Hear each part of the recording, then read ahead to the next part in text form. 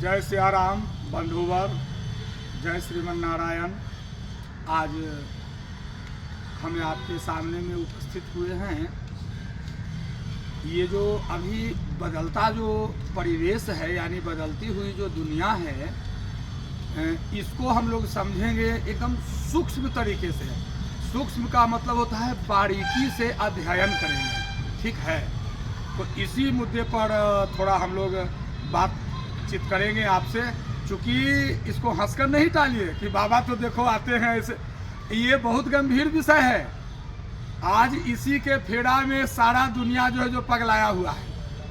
तो हम कहते हैं, हमारा वेद कहता है कि पगलाने की आवश्यकता नहीं है, केवल धैर्य धरने की आवश्यकता है और शांति बनाने की आवश्यकता है।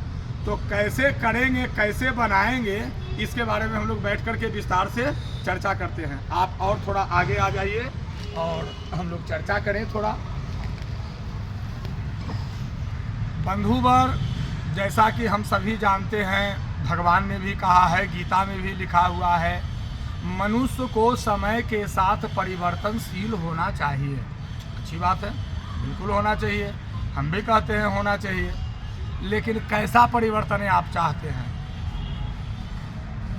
जिसके परिवर्तन हुआ भी है उसको आप भी देख रहे हैं, हम भी देख रहे हैं, सब लोग देख रहा है।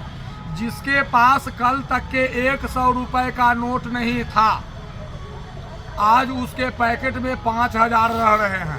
परिवर्तन तो हुआ है, लेकिन जो नैतिकता जो थी, जो हम लोग के बाप दादा कुल परंपरा पूर्वजों से जो इन सब चीज़ों का जो किया गया, माने जो हम लोग को थाती दिया गया, आज नजर आ रहा है बंधुवर। क्या है समझिए। अगर आप नहीं समझेंगे तो कोई नहीं समझेगा, और जब कोई नहीं समझेगा तो फिर क्या होगा और क्या नहीं होगा, जो आप भी जानते हैं, हम भी जानते हैं और सब लोग जानते हैं। जो जिन जहाँ तक के हमारा यह वीडियो जा रहा है, सभी लोगों को यह पता है। तो बंधुवर, अगर आप ये फेर में रहेंगे, हमको क्या जरूरत लगा हुआ है फलनमा करेगा, हमको क्या जरूरत लगा हुआ है चिलनवा, नहीं बंधुवर, ये आपकी जवाबदेही है, ये आपकी जिम्मेवारी है। जिस तरह से आप अपने बाल बच्चों को केयर करते हैं, देख रेख करते हैं, उसी प्रकार से आप अपने बाल बच्चों की तरह जहाँ पर आप हैं, रह रहे हैं, समाज में हैं, इन सब चीज़ों को देख रेख करना आपका नैतिक दायित्व है। आप समझें, इस बात को जरूर समझें बंधुवर।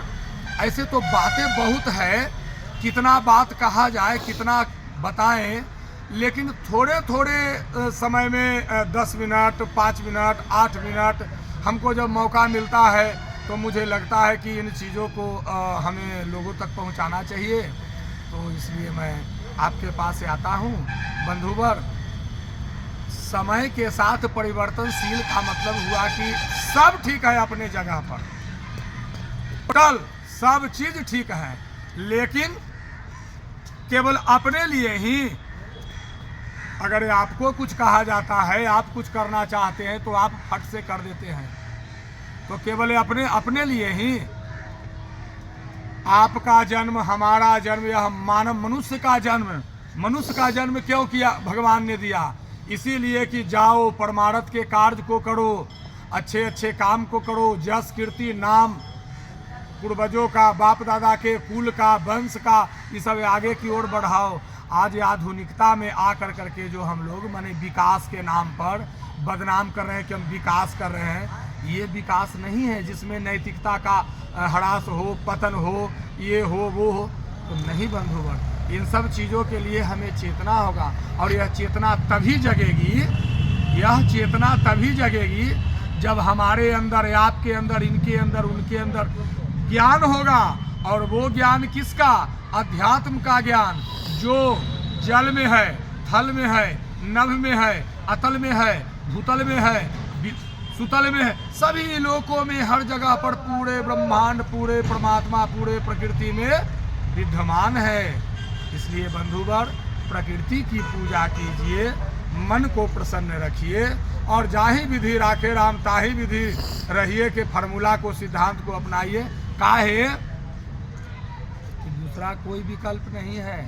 ऐसे अभी जो लोग कर ले और क्या कर ले वो तो सब लोग जानते हैं, कर ले, लेकिन बंधुवर इसके लिए सावधान रहना है और परमात्मा का निरंतर भजन, चिंतन, मनन, ध्यान, जप, व्रत, अनुष्ठान इत्यादि इन सब चीज़ों को जीवन में शामिल कीजिए। जैसे रोज़ आप भोजन करते हैं, नाश्ता करते हैं, चाय पीते हैं, उसी तरीक़ा से अध्यात्म को भी शामिल कीजिए, तभी आपका कल्याण है, वरना कोई कल्याण करने वाला नहीं है। और अगर ऐसा कोई है तो उसे आप मेरे सामने में पेश कीजिए। यदि कोई कह दे कि मैं तुम्हारा कल्याण कर देता हूँ या कर दूंगा, तो उसे आप मेरी अदालत में लाइए।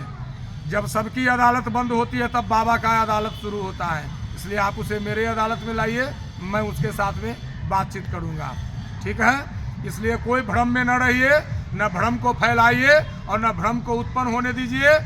सीधा सीधी आप भजिए उस परमात्मा को, चिंतन कीजिए, मनन कीजिए, ध्यान कीजिए, और ये सारा चीज़ होगा अभ्यास से।